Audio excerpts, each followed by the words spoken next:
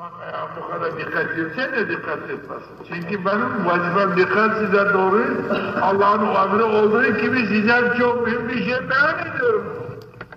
Baktın eziyeti çekiyorum, hakikati söylüyorum. Senin de hakkındır ki sonra dinleme hakkı var. Yoksa kapı açıktım çıktım. Durursun, ben nasıl şimdi eğer ben hakkımdan tecavüz edersin bana söyle. Hoca doğru söyle, hakikat olduğu gibi söyle. Ben de doğru olarak, hakiki olarak seni dinlerim. Böyle yapmaz mısın? Resul'de yok, kabul etmem. Ben de kendi vazifemi yaparım, sen de kendi vazifeni yap. Lahum mağfiretun, onlar için af mağfiret var. Yani günahlarının affı var. Ve rizkun kerim, bunlara çok kerim, geniş, vasi, rahat verici, istirahat verici bir rızk. Helal var bunlar. Ve nazrun minallah, bunlar için Allah tarafından yardım nusrat var. Sonra bir adam namazını kılarsa, zekatını verip malını halale sarf ederse, bu dört nimete layık. Dört nimete layık ve Cenab-ı Hak da buna şehadet eder ki hak. Bir kimse zekat vermezse hak mümin olmaz. Namaz kılıp da zekat vermezse gerçek bir mümin olamaz.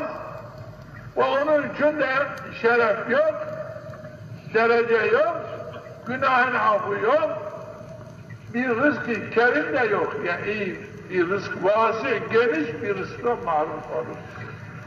Bunun için mümin bu iki vasfı kendisinde tutmak lazım.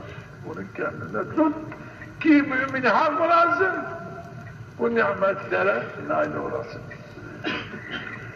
Onun için zekat İslam'ın üçüncü rüknüdür. Bir ibadettir, hem mali bir ibadet ve hem de nefsani bir ibadettir. Cenab-ı Hak öyle diyor, emrediyor. وَلَا تَنْسَ نَسِيبَكَ مِنَ الدُّنْيَا. Dünyadan nasibini unutma. Ki nasibin zekattır. وَاَحْسِنْ اِلَيْكَ. Kendine iyilik yap. كَمَا اَحْسَنَ اللّٰهِ. Allah Teala sana nasıl iyilik yapmışsa, sana mal vermiş, senin malın nisabı.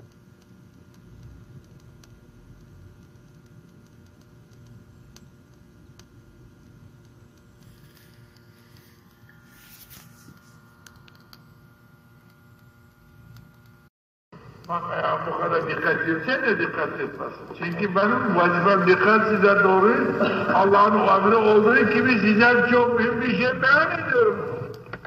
Baktın eziyeti çekiyorum, hakikati söylüyorum. Senin de hakkındır ki sonra dinleme hakkı var. Yoksa kapı açıktım çıktım.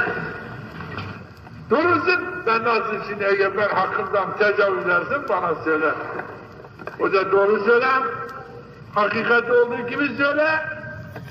Ben de doğru olarak, hakiki olarak seni dinlerim. Böyle yapmaz mısın? Resul'de yok, kabul etmem. Ben de kendi vazifemi yaparım, sen de kendi vazifeni yap. Lahum mağfiretun, onlar için